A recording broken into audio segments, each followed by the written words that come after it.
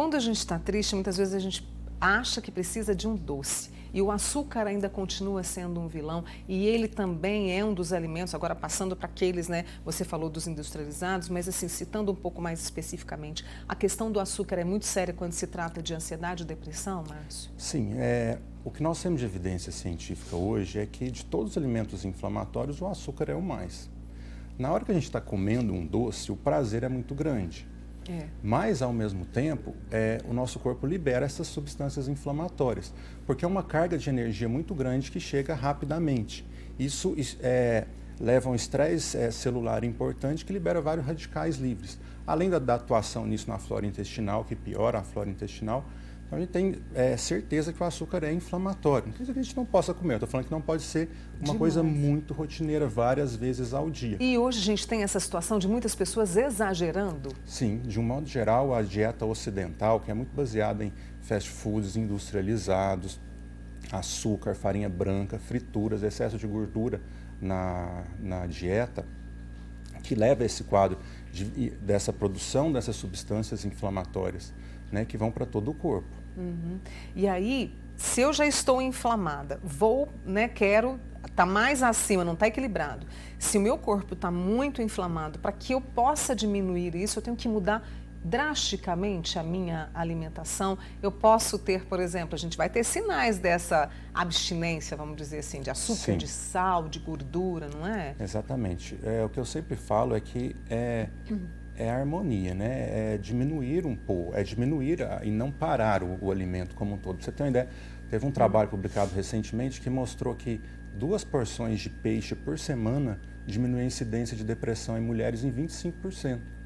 Então, às vezes são pequenas mudanças que a gente faz que já traz um benefício enorme. Por exemplo, a gente comer 3 porções de fruta por dia, porção uma fruta média ou uma xícara de chá, 60, 80 gramas de fruta por dia, e mais as verduras no almoço e no jantar, a gente já tem uma carga antioxidante, anti-inflamatória enorme, entendeu?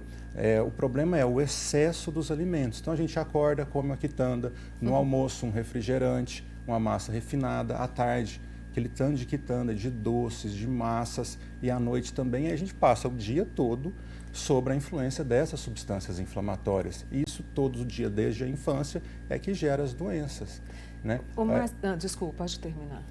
Recentemente foi publicado um trabalho que mostra que pessoas que têm uma dieta inflamatória baseada nesses alimentos que eu falei, têm mais de 40% de chance de ter depressão e mais de 60% de chance de ter ansiedade. Isso é um dado alarmante. É alarmante, e é um olha estudo, o peso disso, foi um estudo enorme. Né? O índice dessas doenças no mundo ocidental é muito grande. E cada vez a gente come mais. E mesmo que a gente use um antidepressivo, uma medicação, que muitas vezes a gente tem que usar, eles não conseguem agir bem. Porque o nosso cérebro fica inflamado também. Nosso cérebro não está longe do corpo. Por muito tempo a gente achava que o cérebro estava protegido, e não está. Ele é um alvo preferencial dessas vias inflamatórias. Aí entra com um remédio, não melhora, entra com outro, não melhora, associa 2, 3 medicamentos e a pessoa continua numa vida média. Tem que olhar a alimentação. Tem que olhar, né? E aí quando se fala, o pessoal pode falar assim, mas eu estou com o meu orçamento apertado, está tudo contado ali.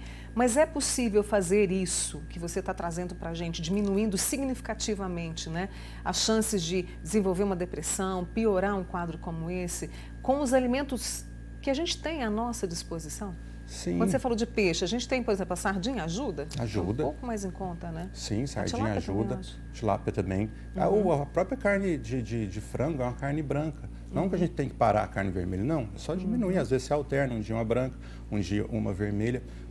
Frutas e verduras não são caros. A gente pode colocar isso na nossa alimentação. Né? Exatamente. E outra coisa, batata, mandioca, arroz, feijão, são produtos naturais também, cheios de antioxidantes. A gente está com muito medo de carboidrato, mas o carboidrato realmente que nos engorda é açúcar e farinha. Eu não conheço ninguém que está acima do peso porque está comendo muita mandioca, porque está comendo muito arroz com feijão.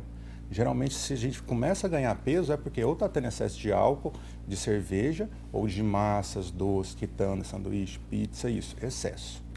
Uma pergunta que chega se não me engano, do meu amigo Itoshi, lá de Iraí. Os processos inflamatórios são mecanismos de defesa do organismo? Nós temos uma harmonia, né, entre o sistema inflamatório e anti-inflamatório. Então, quando entra um vírus, por exemplo, no nosso corpo tem que inflamar um pouco para eliminar esse vírus. E várias outras coisas, tipo, a gente produz uma célula de tumor, por exemplo, nosso sistema inflamatório tem que ir e atacar essa célula, nosso sistema imunológico, então, mas tem que viver em harmonia. Quando um sobressai sobre o outro, principalmente o inflamatório, aí a gente começa a viver um estágio inflamatório no nosso corpo. Essa inflamação pode vir da alimentação, do excesso de peso, de doenças autoimunes, mas enfim, o nosso corpo predominando o sistema inflamatório, ele está aberto a várias doenças, inclusive essas mentais e todas, bipolaridade, piora os sintomas com a dieta inflamatória, esquizofrenia, depressão, ansiedade, pânico, toque. O cérebro inflamado, pela alimentação especificamente que a gente está falando hoje, ele não vai funcionar bem. E tem outra coisa, mano, quando a gente come alimentos inflamatórios demais, alimentos industrializados, eles não têm praticamente nada de vitaminas, minerais, antioxidantes. E tem um dado que é muito interessante na medicina, 30% dos nutrientes que a gente ingere vão para o cérebro. É muita coisa. Então, se a gente está ingerindo alimentos ruins, sem os nutrientes necessários, nosso cérebro fica desnutrido. Exatamente. Não tem como ele produzir os neurotransmissores, ele funcionar bem. São várias coisas. Além da via inflamatória, ainda tem essa via da falta de nutrientes para ele. Então, se você vai tomar café, já vai prestar um pouquinho mais de atenção. O almoço também, com esse recado importante do Dr. Márcio Alves, que é nutrólogo, com a gente aqui hoje no Manhã Total. Mais uma vez, obrigada. Obrigado, até o ano que vem, mano, tá? Sempre uma honra. Bom restinho de semana. Boas férias, aproveite bastante. Pode deixar, obrigada, viu?